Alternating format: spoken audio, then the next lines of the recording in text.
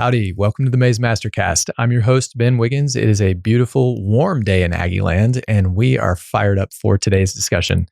As a reminder, the vision of the Mays MasterCast is to connect prospective members to our Mays community by painting the picture of Aggie land through different voices and perspectives. Case Harris, our guest today, is a junior finance major from Austin, Texas. During his time at Texas A&M, he has been involved in Mays Business School, Aggie Men's Club, SGA, and the MSC, and will be serving as the next student body president. His time at Texas A&M has been life-changing, and he is beyond excited to serve students and advance Texas A&M in the coming year. I am really excited to be speaking with Case, and I hope you enjoy the discussion as much as we did. Welcome to the show, Case Harris. Thanks for joining us today. Absolutely. Thank you so much for having me. It is our pleasure. You are the newly elected president of the student body. Tell us a little bit about your motivations. I think many people at A&M probably understand kind of the selfless service mindset, but what else is there to it? For sure. Yeah. So when I think about why I really wanted to run, the story kind of starts when I was an incoming freshman here at A&M. So, growing up, my mom was an Aggie. So I'd been to Kyle Field a few times, visited campus with her a few times, but didn't really grow up a diehard Aggie by any means. But then got here my freshman year, definitely was interested, wanted to come to A&M, loved the education and what I could get out of that here. But then got to A&M my freshman year. And from the moment I got here and stepped foot on campus, just absolutely loved it and could really sense the culture and the spirit that everyone had been talking about, that I didn't know what that was all about before, but really got to campus and completely bought in, drank the Kool-Aid, as they say, and really just was able to hit the ground running. And got involved in a lot of different organizations, found incredible community, got to know my professors, and through that whole process, really just realized how special of a place A&M is and how special the culture is here. And so really just, the first 2-3 years here at A&M, I really got to gain and learn so much. And really now that I'm a senior or an incoming senior, really just want the chance to give back and help create those opportunities for the next generation of students. So that's kind of more the service piece like you just talked about. Other than that, I think that I did, while my experience here has been incredible, amazing in every way, I have seen some things that I think we can improve on and that can even enhance the student experience here. So wanted to take an opportunity to maybe work on those things as well and see if we can improve an already incredible university. So it's really the motivation. So that's an obvious segue. What are the opportunities? Right. So the three main kind of pieces of my platform were, number one, unity through tradition. I just think that, as Texas A&M is growing and getting bigger and more prestigious, that is all wonderful. And I'm so glad that's happening. Mm-hmm. But I just one thing that's so important to me is the Aggie spirit in our culture, like I talked about. And I just want to do everything I can to make sure that we keep that. And I think that it's so alive and well on campus. And I just want to make sure that continues to happen and continue to foster and grow those traditions and the spirit. Because I think at the end of the day, that's really what unites us all as students and even as faculty and brings us all together as we can all buy into that culture. The second main platform point was connecting students to new opportunities. And what I mean by that is, Texas A&M has really unlimited resources. You name it, you're interested in something, we have that here at Texas A&M. But what I saw was kind of a disconnect between a lot of students and those organizations and opportunities. There were a lot of students that I feel like would love to be involved, but either didn't know how to get involved or didn't even know that these organizations were options or were out there. So really want to bridge that gap between those students and everything we have to offer here at A&M. Mm-hmm. And then the third big point was really just the little things that make a big difference at the end of the day. So things like parking. Every student body president, tries to bring in parking. So I'm going to try it again. But sexual assault prevention, mental health awareness, open education resources are huge. So those are kind of the more practical day-to-day things. So that's all a big part of the platform. And then with student government specifically, I think that student government, I've learned, is doing incredible things and they have a ton to offer. And I feel like the student body, though, is a little out of touch with student government. There's a little bit of a disconnect and really want to merge that and make sure that every group of students at A&M is represented in student government and that we're just being really clear about everything we're doing and all the opportunities available. So that's kind of a 10,000 foot view of just some of the things I want to do. Mm. In terms of the unity through tradition, what parts of What are the most difficult steps to take in terms of accomplishing that? I mean, I'm sure you and I are both aware of some of the places where tradition has caused some disagreement, let's say, For sure. on campus over the last several years. And what do you think? What are the most difficult? What's the most difficult ground to win in that respect? Right. There's a few different things. Just the first thing is just, I think there's a lack of awareness just in general on some sides of campus of the traditions and what they really mean. Mm-hmm. So want to increase communication there. But like you said, there are groups on campus that feel that our traditions can be exclusive and maybe even divisive and not uniting. And I think that comes with a couple of things. There's definitely a lot of hurt in the past. But I think that if we look towards the future, like our traditions can be a beautiful thing to unite every student on campus, no matter who you are or what your background is. And I think that it comes with working with everyone and making sure we're educating people on our traditions and what they mean. That's a big thing. And there's a lot of things we want to do with education on traditions so that people can understand the heart behind them and why, buying in can unite us all as a student body. So I think that would be the biggest thing. Another solution that I've actually gotten to be a part of this year is starting new traditions that really we're starting from the ground up, and it's right here. Okay. Every student is welcome. And I am such a fan of like every tradition we have, but with these new traditions, it's really easy just for every single student to hop in. And so this year, actually, we started a new junior class tradition called Legacy Night. And I got to be a part of that. It was awesome. And so there's some other new traditions in the work as well. So that's another thing we're navigating. Okay, Legacy Night. I got to know what's the deal. Right. Yeah. So every class really has their own tradition here at A&M, but the junior class didn't really have anything that has really stuck. There's been different things throughout the years, but the idea behind Legacy Night is that it's a night for all the juniors just to get together and like look ahead at the next year, senior year, reflect on the past years here at A&M, and basically kind of compile some things and put them into a time capsule. And, that'll be dug up, 100 years later and dig, and we'll look back on, what it was like to be a junior at Texas A&M in 2022, which I think is cool. And also it was just a really fun night. We had some speakers, like live music. We had, this was a night we were playing in the NIT championship, our basketball team. And so we had that streaming on a big projector. So just a fun night to hang out and kind of reflect and get excited about the future as well. Yeah, one bank shot away from winning it all. I know. So close. Yeah. You were talking a little bit about student government and sort of its relationship with the student body, but you've also done some work with, government on a much, much bigger scale. You interned with Senator John Cornyn last summer. What would surprise people about, I think a lot of people are thinking about that kind of job, and that's kind of like a job like that is kind of the holy grail for a lot of the student body, certainly not everyone, but what would surprise people about, or what was unexpected about either the application process or the job you were doing, like what the day-to-day work looked like? Like, just kind of walk us through the process of getting the job and having the job. Absolutely. I really didn't know what to expect at all. So it was all unexpected, honestly, all a surprise, just because I had no idea what the whole world of DC looked like, but happy to talk about that. So the application process, it was during COVID. So I think that things were a little thrown off.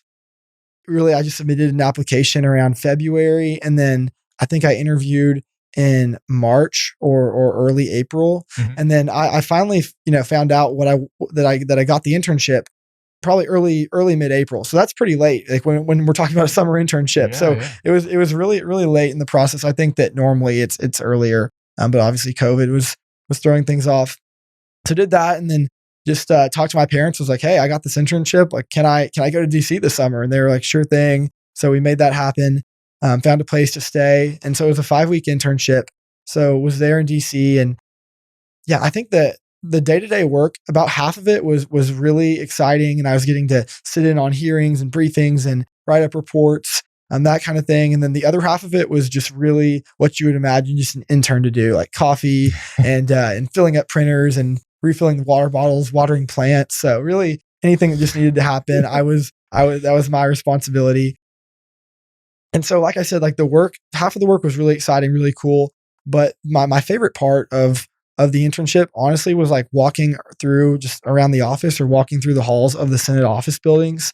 One time was getting on the elevator, it opened up and Bernie Sanders is on there and invites me in. So that was interesting. One time got to walk through the halls with Ted Cruz, and just kind of hear about his story. And so just getting to see these like big public figures and actually realize that they're just human beings too. And they're, obviously we just see them on the news. They're big celebrities, but they're also just human beings when you talk to them.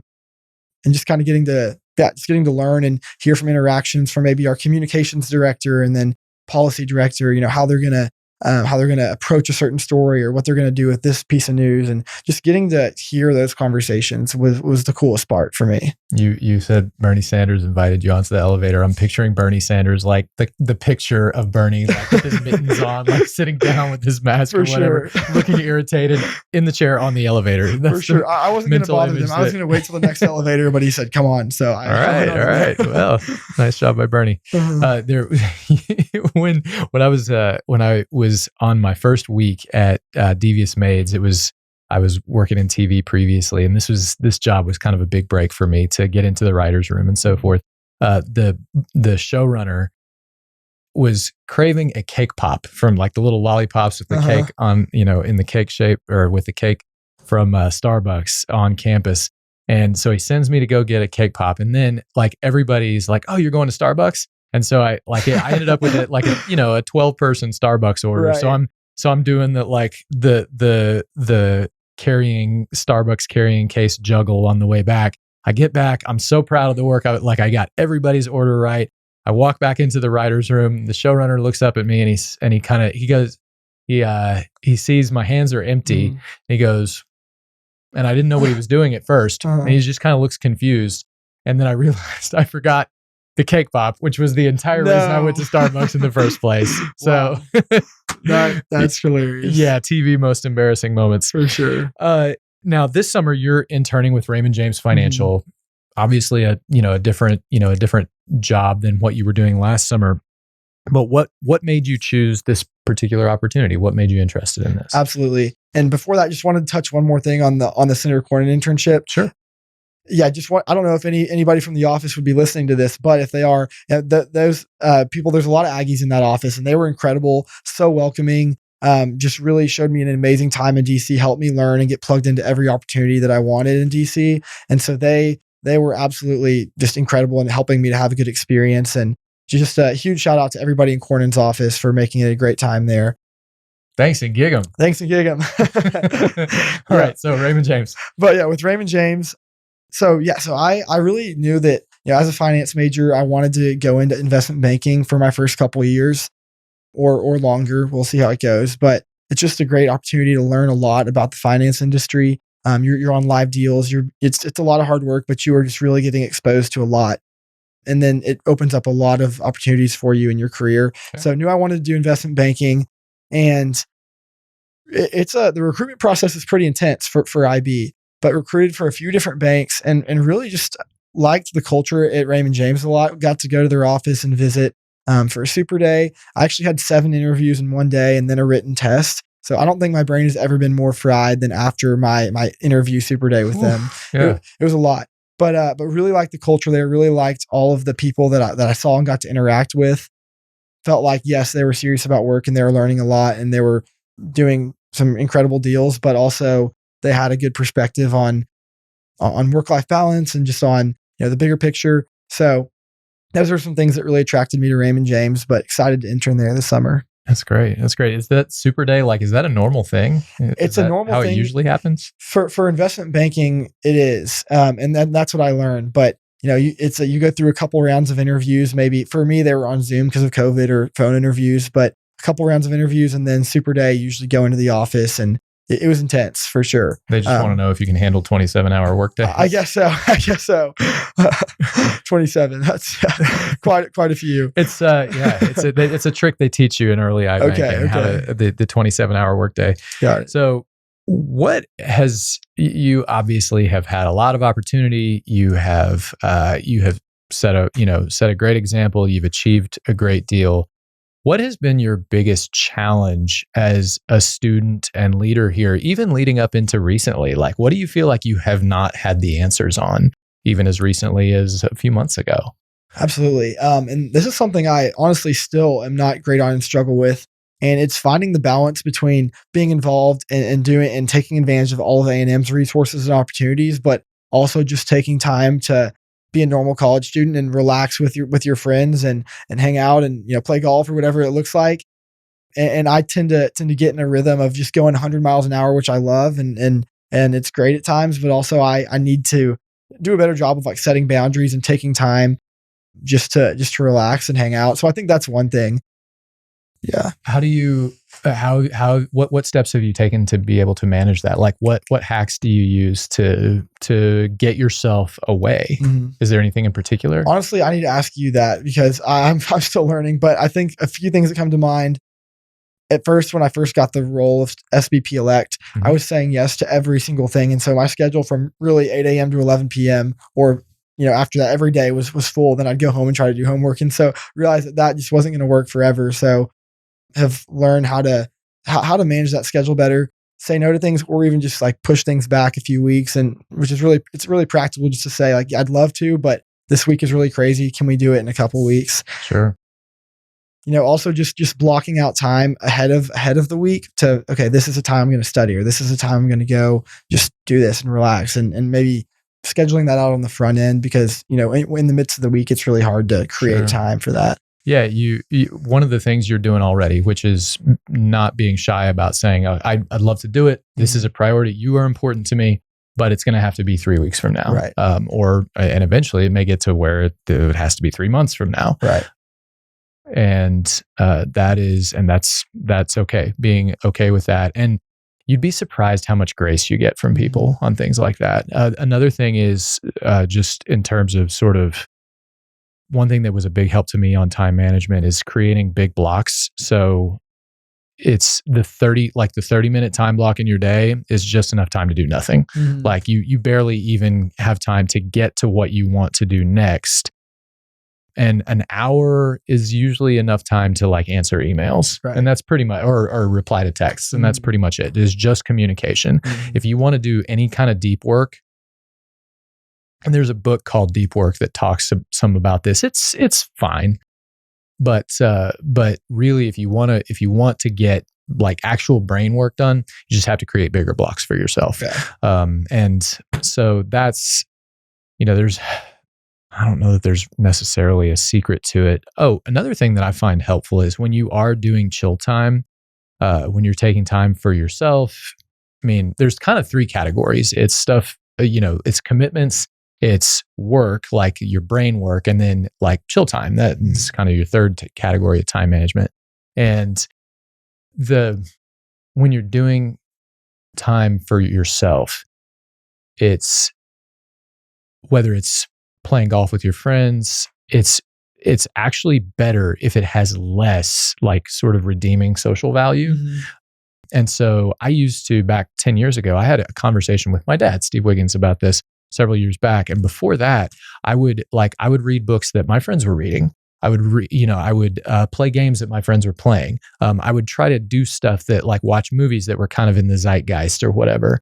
And what my dad advised me on, this was really good advice. He said, you'll actually enjoy it more and it will recharge you better and faster if it's not that stuff. If it's just stuff that you're doing because it's what you want to do right now. And I'm a big planner. So it was really uncomfortable for me at first to do that, to get into, I'm just going to like not make any plans for how I'm going to spend my chill time. And now if you're going to if you got a tea time with your friends, that's different. Right. But to be able to sit down and say, I was thinking I would play video games right now, but actually I just feel like reading, or actually I just feel like watching the NBA playoffs, or whatever it may be.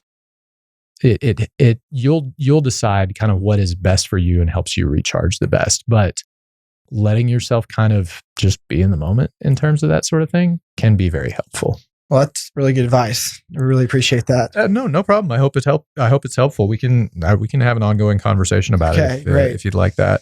You also emphasize the importance of faith and family. Where have these been most important to you? Absolutely. Well, starting with my faith, it really is like the motivation behind everything I do in my worldview. So, my faith is everywhere, from the moment I wake up to why I ran for student body president, to the way I want to treat people and serve. And so, really, you see that in every area of my life, with my faith, and I can definitely get more specific. But with my family, they're a huge part of my support system. I love my family, so super close with them. And honestly, the first people I go to usually when I have something going on is my mom or my dad, and give them a call and get their advice or get their thoughts. When we had the election results announcement, they were here in College Station, and honestly, I think my mom was more excited than I was. She was so bought in. And she would call me every day with little things about the campaign and be like, "Hey, are you doing this? You need to do this." And some of it I was like, "Yes, mom. Like we thought of that 3 weeks ago." But some of it I was like, "Oh wow, that's actually a really good idea." So, and then I'm always checking in on what's going on with them. My sister had prom last night, so got to hear about that and see some pictures. But love my family. Get to go home and spend time with them. Obviously, just now on Easter a couple weeks ago, and that was awesome. But yeah, I love my family. They're a huge part of my support system and just who I talk to every day. That's great. That's great. Okay. What is your biggest, most audacious goal for the student body in the coming year? For sure. That's a great question. I think that first of all, if we win a national championship with football, if Jimbo Fisher leads us to a title, it'll be a great year no matter what. No matter what happens. You heard it here. His platform, his campaign platform is Jimbo winning a national championship. Gigamax. So that's the goal. No, other than that, I think that one big goal I'd have for our student body, and I think we're already good at this, and I think we can get even better. Texas A&M is a place where in the midst of a divisive culture, where there's a lot of, if we disagree, that means we can't be friends, or that means that I have to separate myself from you. I think that A&M, we take a different approach, and we think that, hey, like we may disagree on things, or we may not see eye to eye, but at the end of the day, we're all Aggies. And I think that we do that well already. And I think there's a lot of room even for growth with that. Of course, there are sides of campus where there are disagreements and there are people that don't see eye to eye. And that's fine. That's normal. That's a part of life. But if we can just get every single Aggie, I know that's a big goal, but every single person here bought into the idea of being an Aggie and unified on the things that really matter, I think that would be my biggest goal. And so I, of course, have my tangible platform, and I am going to do everything I can to execute that. But at the end of the day, I just want to leave the student body a better place than I found it, make sure I'm advocating for students. And that comes with promoting unity and making sure that we all feel welcome at home here at A&M. So that's really my goal at the end of the day.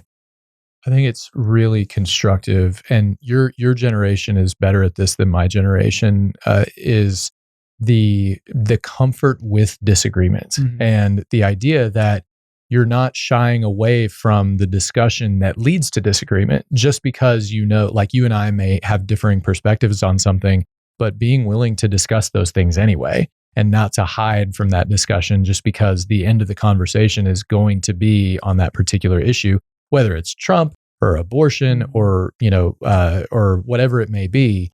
That, hey, we disagree, and I understand that your perspective, you're coming from a different place than I am, and I value your perspective even if I disagree with it pretty strongly. For sure.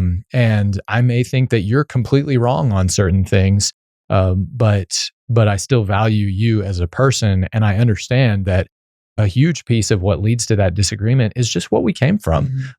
Whether what our family structure was growing up, where we were born, where we were educated. And that's, I think, again, your generation, I think, does a much better job of saying, look, it's so much a function of our backgrounds, and it's okay for us to disagree, and we embrace not only the disagreement, but also the conversation that leads to the disagreement. Exactly. Yeah. All right. What's after graduation then for you? What are you considering? All right. So after graduation, definitely want to, like I said, start in investment banking. First of all, I'll just say this: every time I seem to make a plan about even a year or like even a couple months, it gets radically changed. So who knows what will actually happen? But if I had to make a plan right now for the next few years, it would be investment banking for a few years, learn a lot, soak it up. And then would like to work in private equity is kind of the next transition after investment banking. So would like to do that for a couple of years. a big dream of mine has always been to start a business. So after I've, learned a lot from those two first jobs, would love to start some sort of business. Don't know what yet at all, but maybe I would learn something in my first few years working that I could capitalize on and start something. Would love to be in the business world there for a little bit. And another thing that's always been on my radar is, my two interests have always been finance and politics. So would love to at some point go back to DC, and I don't know what that would look like, but would love to get involved. I'm just so passionate, love our country so much, and would love to serve in that way if there's ever an opportunity. So that would be maybe a long-term goal. Anyone you would like to send some good bull this morning? There is. I have a couple shout outs for good bull. Number one, I want to give some credit to my campaign team.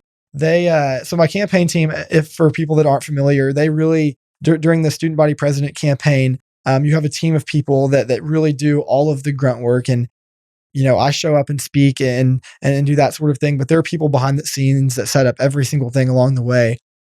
And they are the reason that we won the election. They're the reason we're successful. And, now that there are definitely some of them that are going to continue on cabinet, which is awesome. But a lot of it kind of just ends with the campaign. And I just want to shout out those people because they made it happen. And just the work and dedication they put in without requiring or wanting any recognition was really incredible. And really, they understood, the Aggie core value of selfless service. And it was awesome to work with them. And then the second person, this kind of goes along the same lines, but my brother Cole Harris, he's a freshman here at A&M.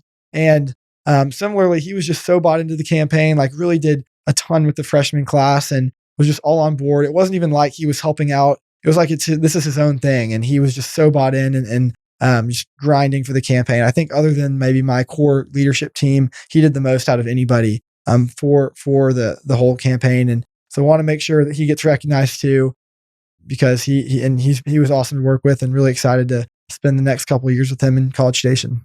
Excellent. Case, Thanks so much for joining us. Thank you, Ben. Your time. Absolutely. Great talking to you today. Likewise. Thank you for watching. We appreciate your support. Drop us a like below and feel free to leave a comment if you wish. We appreciate positivity and constructive feedback. Don't forget to subscribe to stay up to date on our latest episodes and bonus content. You can also take us on the road using your favorite podcast listening app. We have those linked below. If you'd like to know more about Mays Business School or our guests, visit mays.tamu.edu/podcasts. Talk with you soon.